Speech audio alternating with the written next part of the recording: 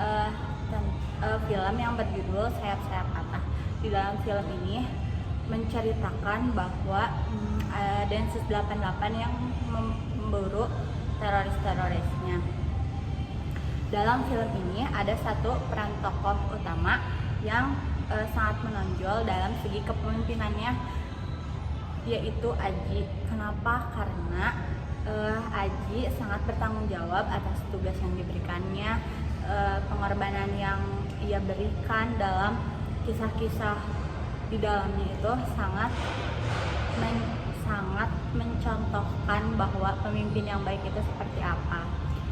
Di sini sikap kepemimpinan yang bisa kita ambil atau kita ikuti dalam scene penangkapan tersangka. Pada saat penangkapan tersangka ini, Aji memiliki, tidak hanya itu, Kapten Aji juga mempunyai sikap kepemimpinan atau yang bisa dikaitkan dengan teori kepemimpinan karismatik. Mengapa? Karena Aji seorang yang sangat bertanggung jawab, berani atas apa yang sudah menjadi tugasnya. Jadi anggotanya tuh sangat mematuhi apa yang udah diperintah Aji gitu. Dengan keberaniannya, dengan ketenangannya, membuat orang-orang lebih mempercayai atau mematuhi perintah-perintah yang sudah ia berikan.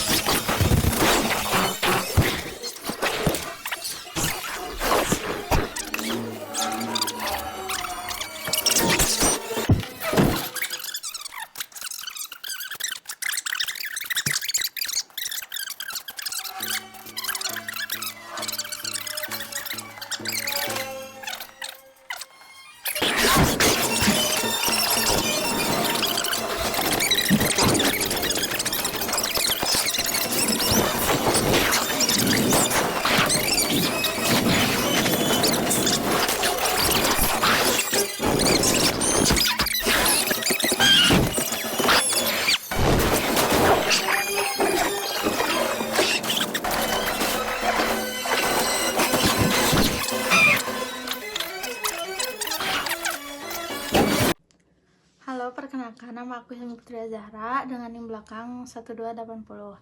Di sini aku mau menayangkan film dari How to Train Your Dragon. Nah, di film ini tuh ada scene dimana Hiccup itu tuh meyakinkan kepada seluruh penduduk desa bahwa naga itu tuh baik dan bisa jadi sahabat buat kita. Bisa dilatih juga. Ini tuh menunjukkan bahwa keberanian yang ada dalam visi kepemimpinan. Terus ada scene dimana saat Hiccup itu tuh lagi beradu argumen sama ayahnya bahwa nagalah, kata ayahnya tuh nagalah yang membunuh orang-orang, sedangkan menurut Hiccup penduduk desalah yang membunuh para naga gitu. Jadi di sini tuh menunjukkan bahwa meyakinkan betapa pentingnya perubahan. Terus adanya saat Hiccup menyelamatkan Toothless, dimana itu tuh Toothless tuh dirantai gitu di kapal. Terus dia tuh tenggelam. Terus Hiccup tuh nyelam ke sungai, ke air itu, mau lepasin rantainya, keburu pingsan si Hiccupnya. Terus diselamatin lah sama ayahnya, terus dibawa ke daratan si Hiccupnya. Terus ayahnya telah yang menolong si Toothless itu. Toothless itu tuh udah kebuka rantainya, tapi ayahnya keburu pingsan. Nah, ayahnya dibawalah sama Toothless ke daratan gitu. Terus ada di mana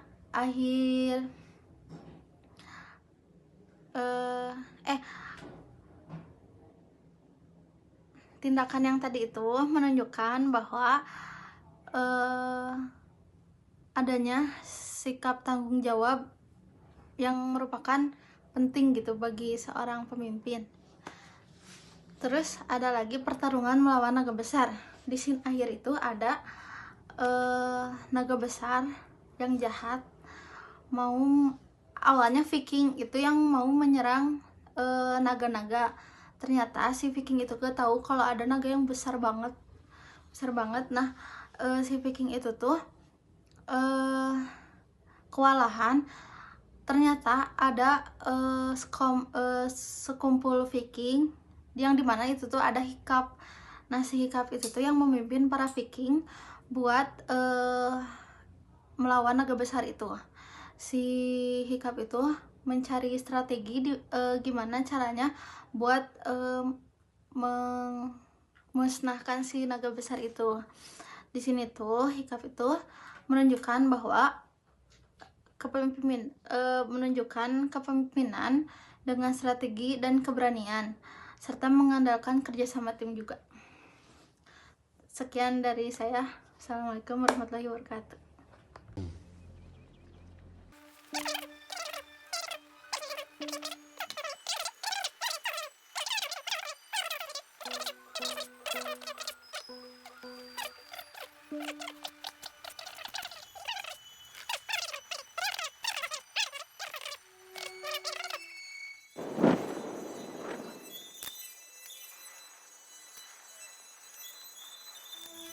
Assalamualaikum warahmatullahi wabarakatuh.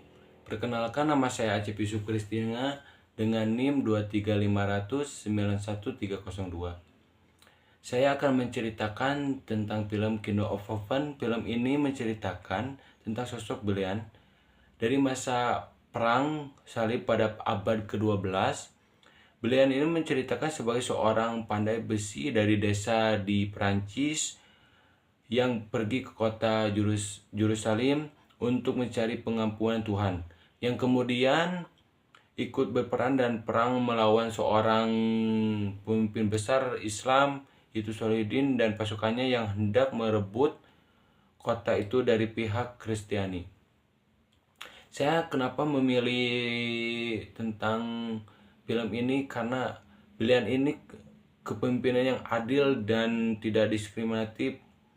Belian ini berusaha untuk bersikap adil terhadap semua pihak, baik Kristen maupun Muslim, dan tidak membiarkan prasangka agama mempengaruhi keputusan kepemimpinannya.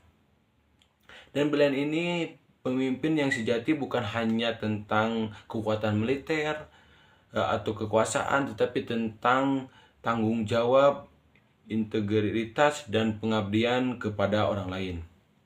Dan Belian ini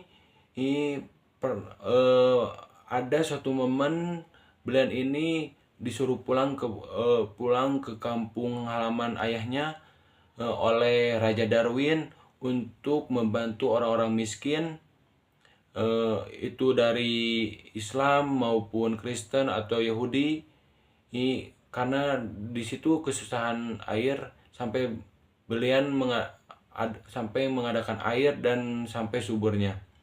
Dan Raja Darwin berpesan kepada sahabatnya untuk Belian untuk bisa menjaga penduduk-penduduk Raja Darwin sampai Raja Darwin bermimpinya. Karena Belian itu seorang pejuang untuk menjaga perdamaian antara kaum Kristen dan Muslim sambil melindungi rakyatnya serangan dan para penduduknya. Sekian dari saya untuk menyampaikan tentang film Kingdom of Heaven. Mohon maaf kalau banyak kesalahan. Assalamualaikum warahmatullahi wabarakatuh.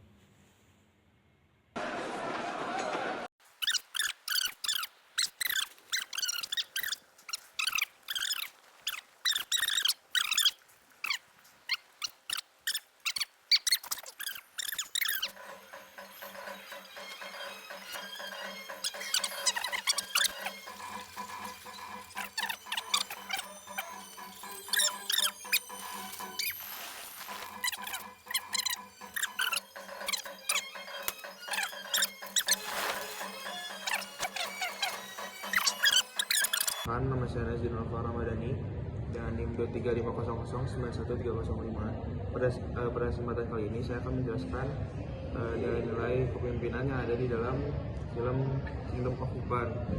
Kingdom of Heaven ini melatar belakangi dengan Perang Salib 3 yang dimana mempertemukan King Baldwin IV, 5 dan juga Saladin Al-Ayyubi. Pada beberapa scene, film ini memperlihatkan tentang bagaimana ayahnya Godfrey menanamkan prinsip kepada anaknya Belian untuk selalu hidup dalam keberanian, terus membela rakyat, dan juga berkata jujur walaupun itu membahayakan keselamatan dirinya. Dan di akhir film ini diperlihatkan bahwa Belian menanamkan prinsip tersebut kepada asisten pastor ketika kerajaan Yerusalem diserang oleh Saladin Al-Ayyubi, yang dimana Belian menerapkan prinsip tersebut kepadanya, dan dari nilai tersebut saya bisa mengambil kesimpulan bahwa Belian menerapkan teori kepemimpinan karismatik karena dia bersikap berani untuk melawan, dan juga dia terus membela rakyat sampai akhir hayatnya.